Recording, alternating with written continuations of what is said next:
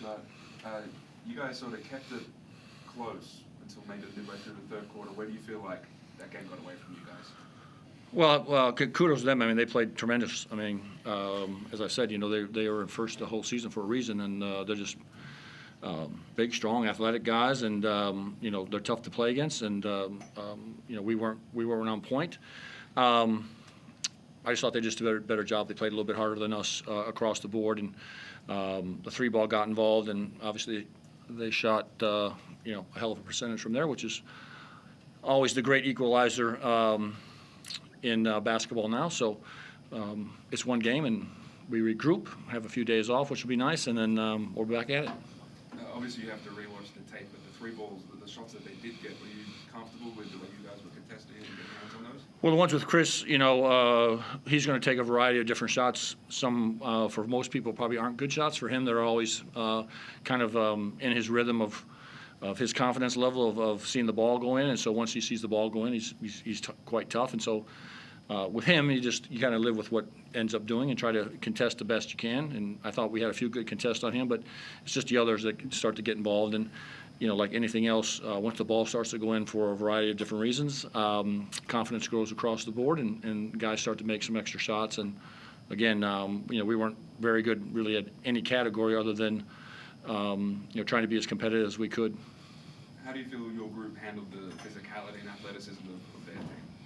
Yeah, I mean, I thought in general we're usually, you know, quite physical ourselves. I think that definitely not an excuse, but I think there's a slight fatigue factor with us of just the travel coming all the way back to Perth and then having the day and then turn around and come here. And it is what it is, and it's not that big of an issue other than the fact that we were much more bouncier in Perth and a little bit more lively with some rest in general throughout that series. And then the back-to-back game there, I thought our guys were on point, but they played great.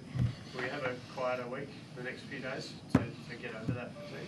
I'm going to have a wonderful week. What about your players? Do you give them a lighter week? They're absolutely going to have some time off, enjoy their families, enjoy back being in Tasmania for a couple of days, be with their families, and then we'll get back to work on Wednesday. It seemed like Jack was contained to an extent to start the game, but he got a bit loose toward the fourth quarter. Do you get some confidence out of that, knowing that he found his spots a little bit? Yeah, I think like anything else, you know, this is kind of a little bit of a chess match of seeing what they're doing and what we have to adjust to and vice versa. And you just kind of go through that, and the players obviously make their adjustments and see how they're being guarded during the course of the time. And, you know, the video work and stuff that we'll be moving forward with to help them try to take advantage of some things will be good. And you know, I thought Jack, you know, competed and played hard. It just obviously across the board, we had no one really that I think was really outstanding in any particular order. I thought Drimmick was the most aggressive and the most probably lively of the group. Do you look to guard JLA in different fashion going into game two? Because it looked like you played a lot of hard defense on the on-ball at the start. Do you look to guard JLA differently? I haven't seen the video, so I don't know what to tell you right now, but I don't know. Do you also need to find more shots to guys like Jack McVay and Norman Doyle, or are you happy? Well, I'd love to get him more shots. You know, the shots chart here across there was fairly equal for those 3 or 4 guys that usually shoot the ball. They didn't shoot it obviously particularly well, but you know, shots are the shots. I mean, I don't think any of those guys shot more than 12 or 11 shots themselves, and we had a couple guys shoot 13 times. So we pride ourselves on moving the ball and you know, using our execution to try to get guys advantages, and the shots will be there when they're open. How impactful was the foul trouble for Will when you lose the rebounding camp off 15? I mean, he's impactful, obviously, that he got in some foul trouble, but you know, I thought Achul was, you know, fantastic and just in general with his energy and stuff, and he puts a lot of pressure on you, so it wasn't helpful to have him with a few fouls, but is what it is. And is it important to get Jordan going for Friday? After a quiet game today? I mean, yeah, I'd love to have him get going. What would you like me to tell him? So Get going? I suppose how do you get your point guard up and running for a big, huge game 2 in front of your fans? There's no one person on this team that we need to get up and running necessarily. Again, this is a collective group of guys that play together for the last 3 years, most of these guys together, and then the guys that we sprinkled in.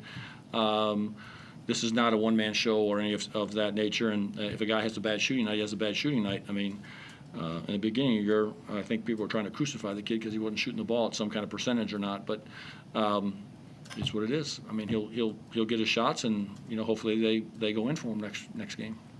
Clint, what do you feel like it was that allowed Melbourne, especially toward the end, to run away with this one? Well, I think it was just maybe the wear down factor over the course of the game and how disruptive they were.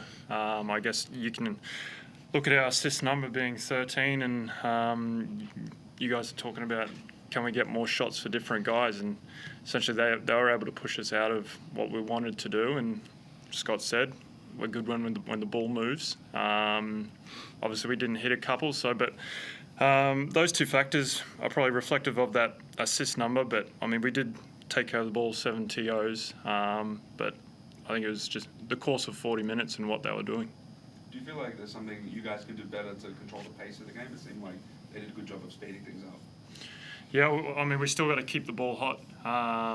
We got to maximise that shot clock at our end of the floor, and we've shown over the course of the season when that ball's hot, that's how we control the tempo of the game. And obviously teams try and take us out of that, and we continue to find ways to be productive in that area.